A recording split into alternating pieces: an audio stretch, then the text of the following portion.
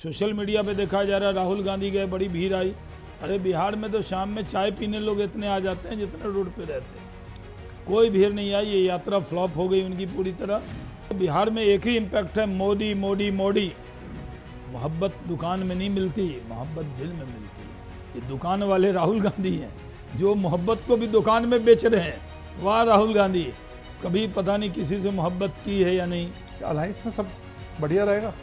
जीतने के बाद क्या आप नीतीश जी को बनाएंगे? मुझे तो लगता नहीं है। एकदम नीतीश कुमार के नेतृत्व में लड़ेंगे, जीतेंगे, सरकार बनाएंगे। तो बीजेपी की सरकार आपको लगता है पक्का बन रही है? एनडीए की सरकार पक्का बन रही है। जिस तरह सूरज का उगना तय है उस तरह एनडीए की सरकार बनना तय है। इस बार हम 200 के पार जाएंगे। और राहुल गांधी जितना भी ड्रामा कर ले, वहाँ दिल्ली में भी भाई बहन घूमे थे, आया था 0। इस बार कांग्रेस 0 पे बिहार में आउट हो जाएगी। तेजस्वी यादव को विपक्ष के नेता के दर्जा लायक भी सीट नहीं मिलेगी। प्रशांत किशोर आजकल एक फैक्टर बहुत चल रहा है जी, सोशल मीडिया नहीं, बिहार में जमीन पे भी जी देखते हैं। हाँ, तो सब जगह से लोग जमा करते हैं, एक जगह ले आते थोड़ा इस पे उसको आप कितनी तवज्जो देते हैं? Peak effect. हैं। अब प्रशांत किशोर जी तो कहते हैं हम चांद ला के देंगे, तो चांद लाने की बात वो तो यही हुआ जैसे माशुका को आशिक कहता है तुम्हें चांद के पार ले चलूंगा, और उसको यकीन भी हो जाता है कि अरे सही में चांद ला के देंगे। तो यकीन हो रहा है पब्लिक को? कोई यकीन नहीं हो रहा है। सोशल मीडिया पे आप ज़्यादा देख रहे हैं तो क्या समझ रहे हैं? आप बिल्कुल खारिज करते हैं कि बेकार है, मतलब कुछ नहीं चल नहीं, रहा। बेकार नहीं कह रहे, हम ये कह रहे हैं उन्होंने पार्टी बनाई है, वो कोशिश कर रहे हैं।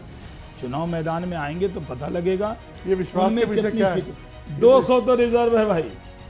तो सर एसआईआर का मुद्दा गंभीर है, क्योंकि देखिए क्या गंभीर होगा? मेरी बात सुनिए, लोगों को ये मतलब चाहे गलत है सही है इसका मतलब बात की बात है, लेकिन लोगों को ये इंप्रेशन तो पड़ रहा है कि वोट काटे जा रहे हैं। 50 लाख 40 लाख वोट कटना, जहाँ पे बिल्कुल कांटे की टक्कर हो, कोई वजह मतलब एक संशय तो पैदा करती है।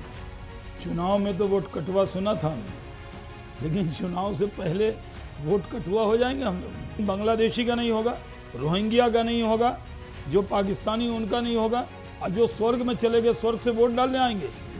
सर आपने वाजपेयी जी के साथ भी काम किया, आपने मोदी जी के साथ भी काम किया, दो दौर में क्या डिफरेंस दिख रहा है? ईमानदारी का आंसर दीजिएगा, डिप्लोमेटिक मत दीजिएगा। अभी क्या बेईमानी का लग रहा है आंसर आपको? नहीं, आप पत्रकारों में यही है कि हर बात पे ईमानदारी। आप तो ईमानदार होते नहीं सवाल पूछने। क्या बात करें, मैं इससे ज्यादा ईमानदार सवाल उसमें क्या ईमानदार की बात है? हरदम ईमानदारी से शाहनवाज हुसैन हाजी है। हम सच बोलते हैं, और सच बोलते हैं कि अटल बिहारी वाजपेयी जी का जो कार्यकाल था वो हम लोग के लिए पिता तुल्य कार्यकाल था, और मोदी जी का जो कार्यकाल है वो बड़े भाई कुल कार्यकाल है। तो पिताजी के सामने तो सब नखरे भी चलते हैं, लेकिन बड़े भाई को लगता है कि ये टोक सकते हैं, डांट सकते हैं, पूछ सकते हैं, पुचकार सकते हैं। डांट पड़ी? नहीं, मुझे मोदी जी ने कभी भी डांटा नहीं। अब जब मैं कोरोना में बीमार हुआ, बड़े बड़े जो नेता हमारी पार्टी के वो फ़ोन उन नहीं किए, लेकिन मोदी जी का फ़ोन आया, 2 बार फ़ोन आया। मुझे सबसे ज़्यादा स्नेह, जो प्यार है, जो सबसे ज़्यादा स्नेह मिलता है वो अमित शाह जी से मिलता है। Shahnawaz ji, thank you first of all, आप आए हमारे स्टूडियो में, आज आके आप इंटरव्यू दे रहे हैं।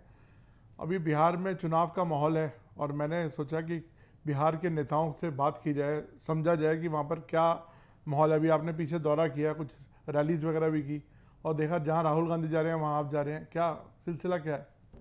देखिए, पहले तो मैं आपका ये इंटरव्यू देखने वाला सबसे बड़ा व्यूअर हूँ। जब भी जितने भी आपने इंटरव्यू किए हैं, वो कहते हैं ना ओके बट फर्स्ट एएनआई। मैं अभी बिहार में था, और एएनआई की टीम इस बात की गवाह है, क्योंकि एएनआई ने पूरा कवर किया उसको। मैं 32 जिला कवर कर चुका हूँ, 6 जिले बचे हैं जहाँ जाना है। वहाँ भी अभी एनडीए का सम्मेलन हो रहा है। माहौल बताइए, पब्लिक एनडीए का सम्मेलन हो रहा है। हाँ। और मैं देखिए, मैं इस बात का गवाह हूँ, एएनआई की मुझे पता है 2 टीम चल रही थी राहुल गांधी के पीछे। हमारे साथ भी एक टीम आपकी थी। मैंने देखा, मैं कभी आगे कभी पीछे, कोई जो सोशल मीडिया पे देखा जा रहा है राहुल गांधी गए, बड़ी भीड़ आई। अरे बिहार में तो शाम में चाय पीने लोग इतने आ जाते हैं जितने रोड पे रहते हैं, कोई भीड़ नहीं आई। ये यात्रा फ्लॉप हो गई उनकी पूरी तरह, और उनके अंदर इतनी भी हिम्मत नहीं थी कि गांधी मैदान में वो रैली कर सकें। नुक्कड़ सभा में ये यात्रा समाप्त हुई। तो बिहार में एक ही इम्पैक्ट है, मोदी मोदी मोदी। कोई मोदी के अलावा इम्पैक्ट नहीं है। नीतीश भी साथ में नीतीश कुमार की जोड़ी, मोदी और नीतीश कुमार की जोड़ी जो है अकाट है। क्योंकि नरेंद्र मोदी बिहार जा भी रहे हैं, पूर्णिया। आप जान रहे हैं पिछले 11 साल में 14 लाख करोड़ रुपया बिहार को दिया है। अभी 11 उन्होंने 13 ग्रीनफील्ड एक्सप्रेस वे दिया है, 98 स्टेशन का कायाकल्प किया है। उन्होंने बिहार की तस्वीर और तकदीर बदल दी है। IIT, IIM, triple IT Bhagalpur में, IIM बोधगया में, IIT का विस्तार पटना में, दरभंगा में एम्स, दरभंगा में एयरपोर्ट, और चौथा एयरपोर्ट जो समर्पित हो रहा है सीमांचल, जहाँ बड़ी आबादी मुस्लिम समाज की है। मैं एक बात INI के ज़रिए कहना चाहता हूँ कि मोदी जी जो काम कर रहे हैं वो कोई जात देख रहे हैं, धर्म देख रहे हैं? सीमांचल में जो आज इतना बड़ा प्रोजेक्ट दे रहे हैं, वंदे भारत एक्सप्रेस दे रहे हैं, एयरपोर्ट का उद्घाटन कर रहे हैं, इससे तस्वीर और तकदीर सबसे ज़्यादा तो मुसलमानों को फ़ायदा होगा। क्योंकि सीमांचल में बहुसंख्यक हैं मुस्लिम, कटिहार, किशनगंज, पूर्णिया, अररिया, साथ का इलाका, और इस इलाके में बड़ी खुशी है। इस इलाके में इस बार कोई और नहीं चलने वाला, इस इलाका में एकदम NDA होने वाला है। क्योंकि हम लोग नरेंद्र मोदी जी के डिक्शनरी में हिंदू मुसलमान है ही नहीं, सिख ईसाई अगर पिछड़ा नहीं देखते, वो सीधे देखते हैं जो भारतीय है उसकी सेवा करनी है। और बिहार के लोग इस उनके शुक्रगुजार हैं कि बिहार के लिए इतना काम वो कर रहे हैं। आपको टिकट क्यों नहीं मिलती? हमें टिकट मिलती ना, हमें आपको पता है 6 बार लोकसभा का चुनाव में लड़ा हूँ। नहीं, मोदी सरकार जब से बनी है तब से उसके बाद की बात हो रही है, पहले की बात नहीं हो रही। हाँ, पहले तो आप यंगेस्ट मिनिस्टर थे। हाँ, मैं तो देखिए 98 में मुझे टिकट मिला, 99 में किशनगंज जहाँ कभी बीजेपी नहीं जीती मैंने कमल का फूल खिलाया। फिर उसके बाद भागलपुर में 2 बार, जहाँ कभी हिंदू मुस्लिम दंगा हुआ था, नफरत की बयार बही थी, वहाँ मैंने मोहब्बत का फूल खिलाया। मोहब्बत की दुकान खोली? नहीं, दुकान वाला नहीं हूँ मैं। मोहब्बत दुकान में नहीं मिलती, मोहब्बत दिल में मिलती है।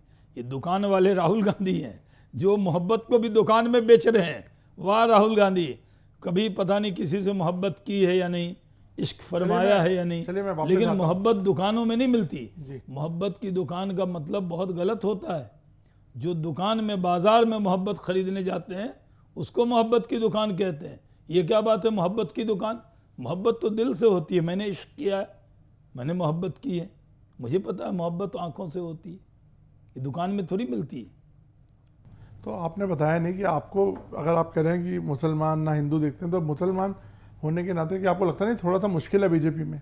नहीं, कोई मुश्किल नहीं है। ये सही है कि 14 के बाद मैं कोई चुनाव में मेरी पार्टी ने मुझे मौका नहीं दिया है, क्योंकि 19 में वो सीट अलायंस में चली गई, 24 में भी भागलपुर की सीट अलायंस में चली गई। लेकिन बीच में नरेंद्र मोदी जी ने मुझे MLC बनाया। सुशील मोदी जी की जो बची हुई टर्म था 3 साल के लिए, और उसके बाद 1 सवा साल के लिए मैं बिहार का उद्योग मंत्री भी बना। उद्योग का जाल बिछा दिया, 17 इथेनॉल प्लांट लगा दिया। आज किसान के चेहरे पे जो खुशहाली है, 800 रुपये मक्का मिलता था, आज 2200-2400 रुपये बिक रहा है। और बिहार का इथेनॉल, आप जानते हैं लोग कहते हैं बिहार में इंडस्ट्री नहीं, लेकिन ग्रेन बेस इथेनॉल इंडस्ट्री में बिहार नंबर 1 है। नहीं, पहचान नहीं, मैं कह रहा हूँ कि हमने करके दिखाया। ठीक है, उसके बाद पार्टी ने मौका नहीं दिया मुझे उद्योग मंत्री या MLC का, लेकिन पार्टी के कार्यकर्ता के नाते काम कर रहा हूँ। तो मतलब कोई मुश्किल नहीं है बीजेपी में, मुस्लिम होने के नाते कोई दिक्कत नहीं है? देखिए, मैं बीजेपी का कार्यकर्ता हूँ। जिस दिन मेरे साथ मुझे लगेगा कि मैं मुसलमान हूँ इसलिए मैं किनारे किया जा रहा हूँ, तो मैं उस दिन से काम नहीं करूँगा। मेरा धर्म आड़े नहीं आना चाहिए। मैं कार्यकर्ता के नाते मेरी जो प्रामाणिकता है उस पर मैं खड़ा उतरूँ, इस समझ के काम करता हूँ। ना मैंने धर्म के नाम पर कभी कुछ पार्टी से मांगा है, न मांगूंगा। ये सही है कि आज जात के नेता होते हैं, इस जात का 4% वोट है, किसी का कहते हैं 5% वोट है। आजकल तो जात की पार्टियां भी बन गई हैं, तो वो अलग है। लेकिन बिहार में तो अल्पसंख्यक की जो आबादी है वो 18% है, और हम उसको कैसे पार्टी से जोड़ें, इस काम में लगे हुए हैं।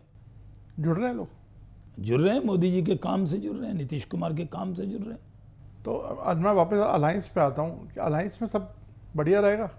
जीतने के बाद क्या आप नीतीश जी को बनाएंगे? मुझे तो लगता नहीं है। एकदम नीतीश कुमार के नेतृत्व में लड़ेंगे, जीतेंगे, सरकार बनाएंगे। आज 15 तारीख है सर, तो आपका आज एक प्रेडिक्शन कर दीजिए, ये रिवाइंड हम करके दिखा सकते हैं ताकि 15 तारीख को 11:04 पे मैं ये कह सकता हूँ कि नरेंद्र मोदी जी के आशीर्वाद से नीतीश कुमार के नेतृत्व में चुनाव लड़ेंगे और नीतीश कुमार के नेतृत्व में सरकार में जाएंगे। तो बीजेपी की सरकार आपको लगता है पक्का बन रही है? एनडीए की सरकार पक्का बन रही है। जिस तरह सूरज का उगना तय है उस तरह एनडीए की सरकार बनना तय है। इस बार हम 200 के पार जाएंगे। और राहुल गांधी जितना भी ड्रामा कर ले, वहाँ दिल्ली में भी भाई बहन घूमे थे, आया था 0। इस बार कांग्रेस 0 पे बिहार में आउट हो जाएगी। तेजस्वी यादव को विपक्ष के नेता के दर्जा लायक भी सीट नहीं मिलेगी। तो मैं वापस आता हूँ, प्रशांत किशोर आजकल एक फैक्टर बहुत चल रहा है जी सोशल मीडिया पे। नहीं, हाँ। बिहार में जमीन पे भी जी देखते जी हैं। हाँ, वो तो सब जगह से लोग जमा करते हैं, एक जगह ले आते थोड़ा हैं। इस पे उसको आप कितनी तवज्जो देते हैं, पीके फैक्टर? नहीं, हम तो अच्छी बात है, नई नई पार्टियां आ रही हैं, नई सपने कर रही हैं, तो वो जो सपने दिखा रहे हैं वो सपने तो हम ही पूरा कर सकते हैं। डबल इंजन की सरकार ही कर सकती है। तो वो ख्वाब हमने पूरा किया। हम इंडस्ट्री मिनिस्टर थे, उद्योग लगा के दिखा दिया। तो अभी सरकार आएगी, अब नई इंडस्ट्रियल पॉलिसी आई है, उद्योग भी होगा, रोजगार भी होगा। तो 50 लाख रोजगार तो नीतीश कुमार के नेतृत्व में मिला ही है।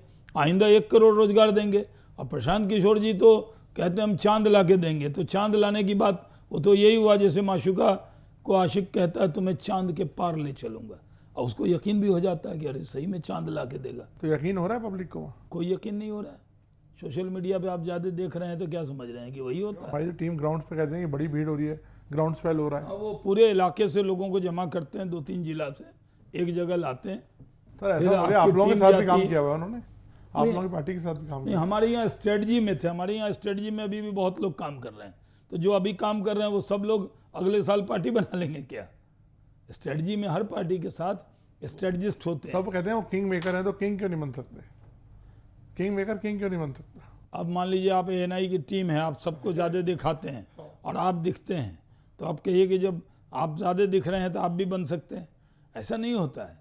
जो काम की महारत जिसमें है, स्ट्रेटजिस्ट का मतलब है नारे लिखना, पोस्टर बनाना, माहौल बनाना, प्रेस कॉन्फ्रेंस करना, बढ़ चढ़ कर बताना कि साहब 500 सीट आएगा। बिहार में सीट है 243, बता दीजिए। जब बताने में क्या जाता है? सोशल मीडिया पे जो ज़्यादा दिख रहा है, एजाज खान को 6 मिलियन फॉलोअर हैं, अब वोट आया था 130-40 बस। ऐसा थोड़ी होता है। सोशल मीडिया पे जो ज़्यादा है वो चुनाव लड़ने आएगा तो वो आ आप जाएगा। बिल्कुल खारिज करते हैं कि बेकार है, मतलब कुछ नहीं चलने नहीं, वाला। बेकार नहीं कह रहे। हम ये कह रहे हैं उन्होंने पार्टी बनाई है, वो कोशिश कर रहे हैं। चुनाव मैदान में आएंगे तो पता लगेगा। लेकिन हमें इतना बात मालूम है कि 200 सीट से ज़्यादा हम जीतने वाले हैं। बाकी बची सीटों में उनका कंपटीशन है, कांग्रेस से है, उनका राजद से है। ये विश्वास उनमें के पीछे कितनी क्या है? सीटें?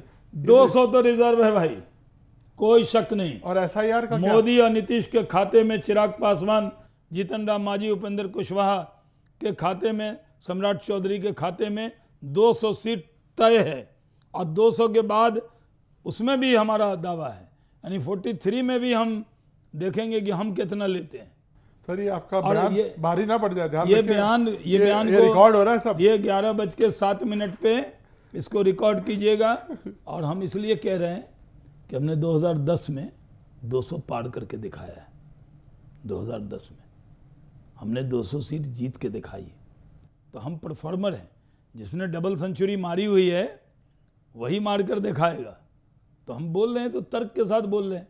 कोई आप हमारी इस बात को खारिज कर दें कि नहीं जी आप तो बोल रहे हैं प्रशांत किशोर की तरह कि नई बात बोल रहे हैं, हम तो वोट करके काटने दिखाएं। क्या वोट काटना जो बोल रहे हैं, वोट चोर, गद्दी छोड़ और ये सब जो मतलब जो इस तरह के बयान चोरों से और क्या उम्मीद है? जो चोरी में खुद ही नेशनल हेराल्ड में वो हैं जमानत पे, एक लैंड फॉर जॉब में है जमानत पे, वो कह रहे हैं देश के प्रधानमंत्री, लोकप्रिय प्रधानमंत्री। भारत का सौभाग्य है कि भारत को एक ऐसा नेता नरेंद्र मोदी के तौर पे मिला है कि देश के लोग छाती गर्व के साथ कह सकते हैं कि हमें कोई नेता मिल गया, कोई मिल गया है। और जो मिल गया उसको कोई छोड़ने वाला है? और उसको आप कहेंगे वोट चोर, जो देश में बहुमत से जीता हो। आज देखिए उनकी सभाओं में अब लाख पैमाना नहीं रहा है। मोदी की सभा का पैमाना हो गया है 5 लाख, 4 लाख, अभी तो आपने खुद बोला कि जो बिहार में भीड़ इकट्ठी हो जाती है। बिहार में भीड़ इकट्ठी रोड शो वाली भीड़ कह रहे हैं। आपका कैमरामैन साथ था मेरा, मैं जिस शहर में गया हमारी भीड़ भी कम नहीं थी, लेकिन क्या है कि मैं किसी परिवार का, मैं पारिवारिक बैकग्राउंड से नहीं हूँ, तो आपने उसको चर्चा नहीं है कि मैं इतना घूमा हूँ। मैं जब 32 जिले घूमा, वो अगर 15 दिन घूमे, मैं महीनों से घूम रहा हूँ, तो चर्चा क्यों नहीं होगी?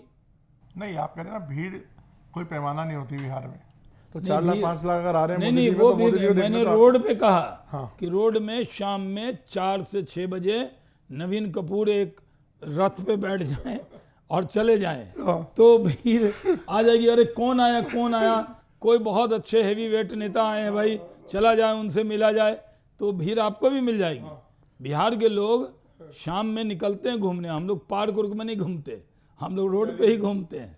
तो सर एसआईआर का मुद्दा गंभीर है, क्योंकि देखिए क्या लोगों गंभीर होगा? मेरी बात सुनिए, लोगों को ये मतलब चाहे गलत है सही है इसका मतलब बात की बात है, लेकिन लोगों को ये इंप्रेशन तो पड़ रहा है कि वोट काटे जा रहे हैं। 50 लाख 40 लाख वोट कटना, जहाँ पे बिल्कुल कांटे की टक्कर हो, कोई वजह मतलब एक संशय तो पैदा करती है। चुनाव में तो वोट कटवा सुना था हमने, लेकिन चुनाव से पहले वोट कटवा हो जाएंगे हम लोग? क्या बात कर रहे हैं?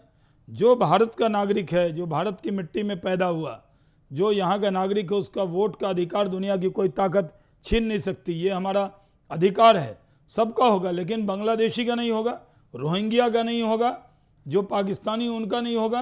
और जो स्वर्ग में चले गए, स्वर्ग से वोट डालने आएंगे, और पवन खेरा टाइप के जिनके 2 वोट बने हुए हैं, 2 ईपी के नंबर है, उसका 1 वोट तो कटेगा।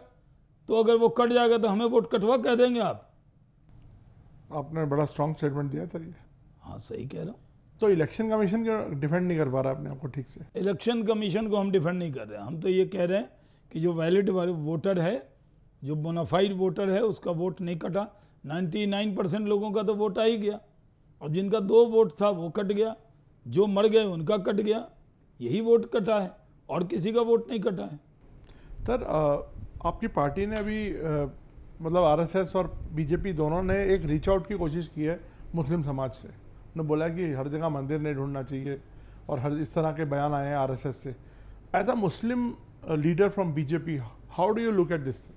देखिए, जो राष्ट्रीय स्वयंसेवक संघ के लोग हैं, मैं भी, आपको मालूम होना चाहिए कि मैं 1990 से गुरु दक्षिणा करता हूँ, संघ की शाखा में जाता हूँ। ओके। और मैं ये देखता हूँ कि कभी जो बड़े लोग हैं, मुझे बहुत सौभाग्य रहा कि मैं रज्जू भैया जी जब सरसंघ चालक थे, और मैंने वीर सावरकर एयरपोर्ट बनाया था, अडवाणी जी के हाथों से उद्घाटन हुआ था। हम लोगों का युवा मोर्चा का सपना था, उमा भारती जी ने तय किया था कि इस एयरपोर्ट, बिलेर एयरपोर्ट का नाम वीर सावरकर एयरपोर्ट का नाम। तो जब मैं सिविल एविएशन मिनिस्टर बना, तो मैंने अपने कलम से उसको आगे बढ़ाया, कैबिनेट ले गया, अटल जी ने उसको पास किया, अडवाणी जी गए थे। तब मैं तरुण विजय जी के साथ, मैं आपको सोर्स भी बता दूं, कई बार क्या होता है आपके पॉडकास्ट में और आपके साथ आगे कई नेता बहुत झूठ बोलते हैं, वो मैंने पकड़ा है उनको। अच्छा। लेकिन मैं उसमें तर्क के साथ कह रहा हूँ कि जब तरुण विजय जी के साथ में गया, तो सरसंघ चालक जी ने मुझे एक शॉल ओढ़ाया, श्रीफल दिया रज्जू भैया जी ने, स्वर्गीय रज्जू भैया जी, और कि हमने उस एयरपोर्ट का नामकरण किया। तो मैं स्वर्गीय सुदर्शन जी जो सरसंघ चालक थे, उनके साथ भी बहुत नज़दीकी से काम किया, बहुत बड़े लोगों के साथ, सबका नाम लेना ठीक नहीं। और मैंने अटल जी, अडवाणी जी के साथ भी काम किया, मैंने मोदी जी के साथ भी काम किया। जो हमारे संघ और बीजेपी के बड़े नेता हैं, हिंदू मुसलमान उनको छू नहीं सकता, लेकिन कुछ छोट भैये जो नीचे होते हैं ना, वो ऐसा ड्रामा कर देते हैं कि लगता है कि भारतीय जनता पार्टी या संघ कोई मुसलमानों के खिलाफ है। कौन है छोटे भाई? कभी भी मुसलमानों के खिलाफ हम नहीं। तो इन छोटे भाइयों पे कोई क्रैकडाउन अब क्यों नहीं होता? जो कोई एक्शन क्यों नहीं होता? अब जब सरसंघ चालक जी कह रहे हैं कि जो भारत के मुसलमान हैं वो इसी मिट्टी के हैं, हम उनको लेके चलना है। प्रधानमंत्री नरेंद्र मोदी जी ने रामलीला मैदान से कहा कि जो भारत के मिट्टी के मुसलमान हैं, वो कोट याद कीजिएगा, उनको कोई भी भारत की भूमि से बाहर नहीं कर सकता। जब सीए को लेकर आंदोलन हो रहा था, उसके बाद उनकी सभा हुई थी। तो जो मुस्लिम हैं, जो भारत माता की जय करेंगे, जननी मातृभूमि को प्यार करेंगे, जो इसको मादरे वतन मानेंगे, जो इसको हिंदुस्तान जिंदाबाद कहेंगे, उनकी पूजा पद्धति कुछ भी हो उसको हम अपनी छाती से लगाने के लिए तैयार हैं। ये है संघ और भारतीय जनता पार्टी। अब होता अब सोशल मीडिया पे ट्रोलर बैठे हुए हैं, कुछ बयान दीजिएगा तो उसको हिंदू मुस्लिम कर देंगे। इसलिए सरसिंघ चालक जी ने कहा कि हर मंदिर में शिवलिंग मत तलाशो। ठीक है, काशी, मथुरा, अयोध्या ये विवाद के विषय हैं, और अयोध्या के आंदोलन में बीजेपी भी पालमपुर में प्रस्ताव पारित करके उसमें गई, और अयोध्या में कोर्ट का निर्णय आया। हम सब ने कहा था जो कोर्ट का निर्णय होगा वो स्वीकार होगा, और मैं प्राण प्रतिष्ठा में मुझे वीवीआईपी पास मिला था, अगली पंक्ति में मुझे बैठाया था, मैं उसमें था। और मुझे इस बात की खुशी है कि सीता जी के मंदिर का शिलान्यास हुआ, मैं भी वहाँ था। तो भगवान श्री राम हो या सीता जी हो, वो भारत के संस्कृति के प्रतीक हैं, उन पर गर्व करना चाहिए हिंदू मुसलमानों दोनों को। ठीक है, पूजा पद्धति अलग है, लेकिन हम अपना धर्म बदल सकते हैं, संस्कृति नहीं छोड़ सकते। संस्कृति तो संस्कृति है, ये कल्चर है हमारा। और आप देखिए इंडोनेशिया इस्लामिक मुल्क है, वहाँ रामलीला होती। वहाँ के राजा थे सुकार्नो, उनकी 2 बेटी थी, एक कुसुमावती देवी, एक मेघावती देवी, 2 नाम थे। और यहाँ नाम रख लिए तो कहेंगे हिंदू हो गया। वहाँ की एयरलाइन का नाम गरुड़ एयरलाइन था, यहाँ एयर इंडिया लिखना पड़ता है। यहाँ गरुड़ लिख दीजिए तो सब कहेंगे कि साहब हिंदू राष्ट्र बना रहे हैं। एक आईफोन आ रहा है ऑरेंज, तो कह रहे हैं कि उसका आईफोन का अब आईफोन ऑरेंज आ रहा है। हाँ। आप अगर मुझे गिफ्ट करेंगे मैं आराम से रखूँगा उसको, क्योंकि भगवा रंग का आ रहा है। अब ये नेता और मीडिया को ना एक दूसरे को गिफ्ट देना चाहिए ना गिफ्ट लेना चाहिए। तो भाई भगवा वो बड़ी कीमती है। हम अभी पेंशन पे चल रहे हैं, 53,000 रुपया मेरा MLC वाला पेंशन है, 30,000 रुपया पेंशन मिल रहा है हमको। आजकल मैं पेंशन वाला हो गया हूँ इस उम्र में। मतलब मैं क्या नेताओं को भी पेंशन की टेंशन होती है? ये तो मिडिल क्लास लोगों की कहाँ होती है? और कोई इंडस्ट्री चल रही है क्या हमारी? इंडस्ट्री मिनिस्टर आप रहे हैं, इंडस्ट्री मिनिस्टर रहे हैं, सिविल एविएशन मिनिस्टर रहे हैं, और वो पेंशन की बात कर रहे हैं। बताइए मतलब मिल ही रही है, क्या असर है? मतलब यहाँ पूर्व उपराष्ट्रपति हैं धनखड़ जी, वो पेंशन ले रहे हैं। वो तो बहुत बड़े वकील, मतलब सुप्रीम कोर्ट के नामी जानी वकील में से, अगर वो ले रहे हैं। चलिए अब आप मुझे मेन मुद्दे पे आने दीजिए।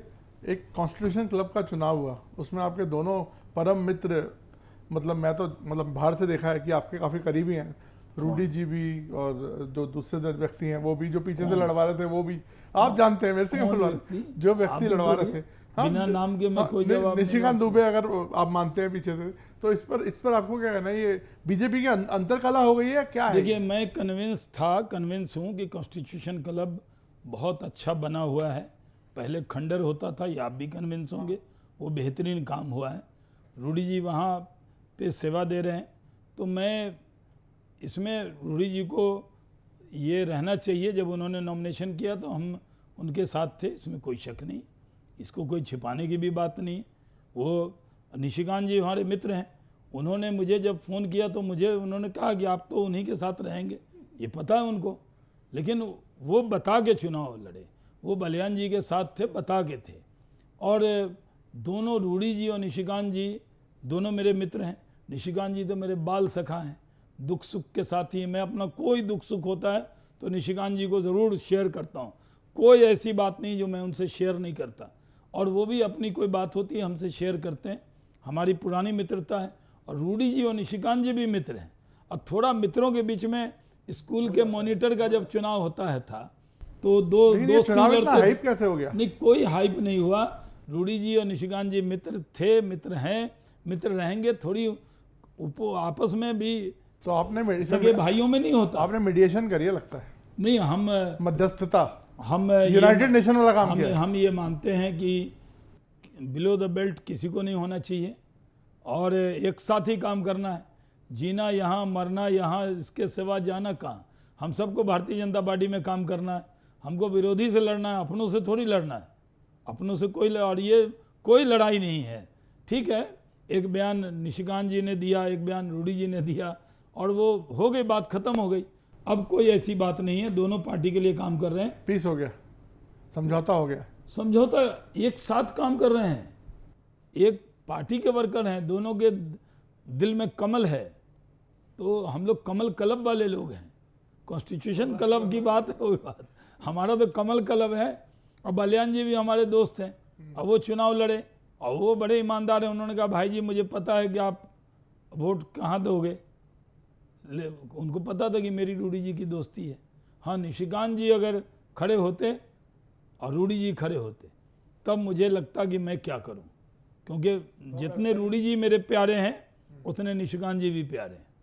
सर आपने वाजपेयी जी के साथ भी काम किया, आपने मोदी जी के साथ भी काम किया, दो दौर में क्या डिफरेंस दिख रहा है? ईमानदारी का आंसर दीजिएगा, डिप्लोमेटिक मत दीजिएगा। अभी क्या बेईमानी का लग रहा है आंसर आपको? आप पत्रकारों में यही है कि हर बात पे ईमानदारी, आप तो ईमानदार होते नहीं सवाल पूछने। क्या बात करें, मैं इससे ज्यादा ईमानदार सवाल इसमें क्या ईमानदार की बात है? हरदम ईमानदारी से शाहनवाज हुसैन हाजी है 3 बार। नहीं, ईमानदारी और डिसऑनेस्टी की बात नहीं है, कह रहा हूं एक डिप्लोमेटिक मैं आंसर आपको बता रहा हूं, मैं 3 बार हज किया हूं, आपको लिखना चाहिए हाजी सैयद शाहनवाज हुसैन। मैं एक सुन्नी सैयद घराने में पैदा हुआ हूं और हमें बचपन से कहा गया झूठ बोलने पे पिताजी गर्म पानी से अगर गाली बोली या झूठ बोलिए तो कुल्ला करवाते थे। हम कभी झूठ नहीं बोलते, हम सच बोलते हैं। और सच बोलते हैं कि अटल बिहारी वाजपेयी जी का जो कार्यकाल था वो हम लोग के लिए पिता तुल्य कार्यकाल था, और मोदी जी का जो कार्यकाल है वो बड़े भाई कुल कार्यकाल है। तो पिताजी के सामने तो सब नखरे भी चलते हैं, लेकिन बड़े भाई को लगता है कि ये टोक सकते हैं, डांट सकते हैं, पूछ सकते हैं, पुचकार सकते हैं। डांट पड़ी नहीं, मुझे मोदी जी ने कभी भी डांटा नहीं है, मुझे हरदम प्यार किया है। और मैं भारतीय जनता युवा मोर्चा में था, वो प्रभारी थे, वो हरदम उनसे बहुत कुछ सीखा है हमने। और ये भी देखा है कि जब मैंने मेडन स्पीच दी थी पार्लियामेंट में अयोध्या पे, तो उसके बाद दूसरे दिन वेंकैया नायडू जी की यहाँ एक लंच था और मोदी जी वहाँ मिले और उन्होंने पीठ ठोकी, गले से लगाया और कहा पार्लियामेंट में तुमने बहुत अच्छा बोला, तुमने आज टेलीग्राफ पढ़ा है? मैंने कहा नहीं सर, मैं तो हिंदी अखबार ही पढ़ लेता हूँ। तो उन्होंने कहा पढ़ो, उसमें लिखा है A token Muslim leader deliver. वो टोकन सही नहीं लिखा, लेकिन तुमने सही बहुत बढ़िया बोला, बहुत बधाई। तो रिश्ता रहता है। और जब मैं कोरोना में बीमार हुआ, बड़े बड़े जो नेता हमारी पार्टी के वो फ़ोन उन नहीं किए, लेकिन मोदी जी का फ़ोन आया, 2 बार फ़ोन आया हॉस्पिटल में, केयर करना, बिहार का चुनाव हो रहा है, जल्दी निकलने की बात मत करना जब तक ठीक ना हो। तो बड़े भाई की तरह वो केयर करते। कहाँ प्रधानमंत्री, वो भी इतना लोकप्रिय, देश का इतना बड़ा नेता, दुनिया का बड़ा नेता, और हमारे माता पिता नहीं हैं। जब मोदी जी का फ़ोन आया कोरोना में तो मेरी आंख नम हो गई कि बताइए कैसे मेरी फिक्र कर रहे हैं, फ़ोन पे बात कर रहे हैं, बड़ी देर बात की, कि ऐसी कमजोरी तो नहीं लग रही। तो अब मैंने उस वक्त ये ट्वीट भी कर दिया था, तो मुझे बड़ा मैं भावुक हो गया था कि भाई कुछ न, मोदी जी, कई बार लोगों को लगता है कि जो जिसको मंत्री बना दिया वो मोदी जी के बड़ा नज़दीक है, जो बड़े पद पे चला गया, पार्टी का महामंत्री बन गया, उपाध्यक्ष बन गया, वो मोदी जी के बड़ा नज़दीक है, और हम लोग नहीं बने तो हम लोग बड़े दूर हैं। ऐसा नहीं है, मोदी जी रोल करते हैं, सेवा करना है, कोई मंत्री के रूप में, कोई संगठन के रूप में, कोई कार्यकर्ता के रूप में, सबको एक निगाह, एक नज़र से अगर कोई देखते हैं तो वो हमारे नेता नरेंद्र मोदी हैं, जिस पर हमें गर्व है। और मुझे सबसे ज़्यादा स्नेह, जो प्यार है, जो सबसे ज़्यादा स्नेह मिलता है वो अमित शाह जी से मिलता है। कभी भी बड़ा बड़ा नेता, मैं कई बार कहता हूँ कि मैं कई मंत्रियों को भी फ़ोन करता हूँ, मुझे कई बार बोलना नहीं चाहिए, लेकिन मंत्री जी लोग ज़्यादा व्यस्त होते हैं, लेकिन अमित शाह जी को कॉल कीजिए, कॉल बैक ज़रूर आएगा, आपकी चिंता ज़रूर करेंगे। हम सबको, जो हमारे पीढ़ी के नेता हैं 50+, उसके लिए अब मोदी जी तो हम सबके अम्ब्रेला हैं ही, लेकिन अमित शाह जी विशेष चिंता करना, विशेष केयर करना, और उनको कोई बना नहीं सकता, कोई जाके उनको भड़का नहीं सकता। कई बार होता है कि कई लोग जाएंगे कि साहब शाहनवाज ऐसा बोल रहा था, वो समझ जाते हैं इसका एजेंडा होगा, क्योंकि कई कान फुकवा नेता हैं, ये बड़ा अच्छा, वो जाके झूठी झूठी बात कह देंगे, शाहनवाज ऐसे कर रहा है, शाहनवाज ऐसे कर रहा है, तो किसी की हिम्मत नहीं होती कि उनके सामने गलत बयानी कोई कर दे। तो आज बीजेपी का सौभाग्य है कि एक फादर फिगर के तौर पे, बड़े भाई के तौर पे नरेंद्र मोदी जी हैं, और हम लोगों के बारे में चिंता करने वाले अमित शाह जी भी। मैं आखिरी पड़ाव पे आ रहा हूँ सर, अब टाइम हो गया आपका जाने का भी। अभी एक क्रिकेट मैच हुआ भारत और पाकिस्तान का, इस पर लोगों ने बहुत आपत्ति करी कि नहीं होना चाहिए था। पहलगांव में जो हमला हुआ उसके पीछे पाकिस्तान था, और दूसरा फिर इंडियन टीम ने खेला तो सही लेकिन उनसे हैंडशेक नहीं किया। तो क्या करें, वो तो बहुत अच्छा किया इंडियन टीम ने। बट ये हैंडशेक मैच क्या है? होना नहीं चाहिए था। इंडियन टीम ने तो मारा तमाचा, उसको पहली बॉल पे उड़ा दिया उसका विकेट, और 22 मिनट में घुटना टेकवा दिया था ऑपरेशन सिंदूर में, और यहाँ 15 ओवर में घुटना टेक दिया पाकिस्तान ने, ऐसे बैठ गया आके, तो जवाब मिला।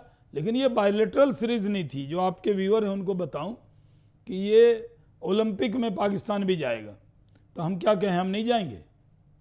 वर्ल्ड हॉकी लीग होगी, उसमें पाकिस्तान भी जाएगा। तो जो बट देश का ICC सेंटिमेंट, अरे साहब, ICC का टूर्नामेंट जो होता है, या इन टूर्नामेंट में अगर आप नहीं खेलेंगे तो आपको बाहर आना है उससे। सर इंडिया को कौन बाहर निकाल सकता है नहीं क्रिकेट में? एकदम ये नियम बने हुए हैं साहब। अगर आप खेलने से मना करेंगे तो आप बाहर आएंगे। हमने खेला और हमारे लोगों ने हैंडशेक भी नहीं किया, तमाचा मारा और 15 ओवर में ही घुटना पे ला दिया। वो 22 मिनट का रिकॉर्ड था, ये 15 ओवर में ही कहा चल भाग यहाँ से। जो मतलब आपको लगता है जो इंडिया की सिक्योरिटी पॉलिसी है पाकिस्तान को लेके खासकर और चीन को लेके, ये एक अच्छे कदम से चल रही है? इंडिया ने पाकिस्तान का ये हाल किया है कि भीख का कटोरा लेके घूम रहा है पाकिस्तान सब जगह। पूरी दुनिया में उसकी कोई भी हैसियत नहीं, कोई वजूद नहीं। वो सिर्फ कभी अमेरिका, कभी चाइना, कभी सऊदी अरब, इनकी चमचागिरी करके जी रहा है। और जो खैरात ज़कात मिलता है, उसके जो दान है, दान पे जीने वाला वो देश है। दान में मिला भी था, उसके भाग में ही दान लिखा हुआ है। और नरेंद्र मोदी जी की हैसियत बढ़ी पूरे दुनिया में। SCO मीटिंग को आप लोगों ने कवर किया, सबसे बड़ी हैसियत उनकी बनी है पूरे दुनिया में। आज वर्ल्ड का सबसे बड़ा नेता हमारे पास है, ये हम सबका सौभाग्य। लेकिन ऑपोजिशन कहती है कि सरेंडर कर दिया। ये तो राहुल गांधी की वर्ड है ना, जिसने 22 मिनट में पाकिस्तान को घुटने टेकवा दिया, एटम हैकरी निकाल दी, घुसकर मारा, उसको सरेंडर कहते हैं। ये राहुल गांधी इसी तरह की भाषा बोलते हैं, और इनके कौन सलाहकार हैं इस तरह की भाषा बोल के देश में बहुत अलोकप्रिय हो रहे हैं वो। मैं लास्ट सवाल आपसे पूछ रहा हूँ, आपके मैंने देखा कि संबंध बाय पार्टीजान है। आपके यहाँ जो ईद की दावतें होती हैं उसमें मैंने देखा कई बार ऑपोजिशन के भी बड़े कद्दावर नेता, शुरू में प्रधानमंत्री सब आए। तो क्या चक्कर, क्या आप सबसे बना के रखते हैं या आपका सबसे स्नेह है? नहीं, मेरा या आप ऑल पार्टी लीडर है? नहीं, मैं वो ऑल पार्टी सर्वदलीय नेता नहीं हूँ। मैं कभी बिलो द बेल्ट किसी पे कोई बातें नहीं करता। इतना कुछ आपने राहुल गांधी के बारे में बोल दिया सर। आप कुछ बिलो द बेल्ट कुछ भी नहीं बोला। मैंने तो यही कहा कि नेशनल हेराल्ड में जमानत पे हैं, यही कहा है। और क्या कहा? उनकी कोई निजी बात कही है हमने आपको? जो मैं है कोई निजी बात उनकी? निजी बातें तो निजी होती हैं, उसको क्या बताने। कोई भी मैं ये मानता हूँ कि राजनीति में मैंने बहुत सीखा है। अभी भी मैं स्टूडेंट हूँ, मैं व्यवहार कुशलता सीखता हूँ, और मैं जानता हूँ कि अगर आप किसी को गाली दोगे तो पलट के भी गाली मिलती है। तो विपक्ष में कौन से नेता आपके बहुत करीबी रहे हैं? कुछ बताइए उनका एक छोटा सा किस्से, एक दो बताएंगे तो। देखिए, लोगों के ना रेगुलर आपसे बात होती रहती है, लेकिन कुछ चीज़ें ऐसी होती हैं जो पता होनी चाहिए लोगों को। देखिए, हमारे तो सबसे करीबी नेता मनमोहन सिंह जी थे विपक्ष के। ऐसे मेरे बहुत दोस्त हैं कांग्रेस में भी। सचिन पायलट मेरे बहुत करीबी दोस्त हैं। आप सब सबकी मुश्किलें बढ़ने वाली हैं? नहीं, कोई मुश्किल नहीं बढ़ेगी, क्योंकि जब मैं मुझे हार्ट अटैक हुआ मुंबई में जी, तो वो बड़ा, हाँ, तो अमित शाह जी का फ़ोन आया, नड्डा जी का फ़ोन आया, पार्टी में भी चंद लोगों का फ़ोन आया, और बाकी लोग व्यस्त होंगे उनका नहीं आ पाया। लेकिन सचिन पायलट का फ़ोन आया, राज ठाकरे का फूल आया। तो सचिन पायलट ने फ़ोन करके पूछा कोई दिक्कत हो तो बताइएगा। और कई संतों का फ़ोन आया। आचार्य महाशर्मन जी जो जैन समाज के बहुत बड़े संत हैं, उन्होंने 10 लोग भेजे।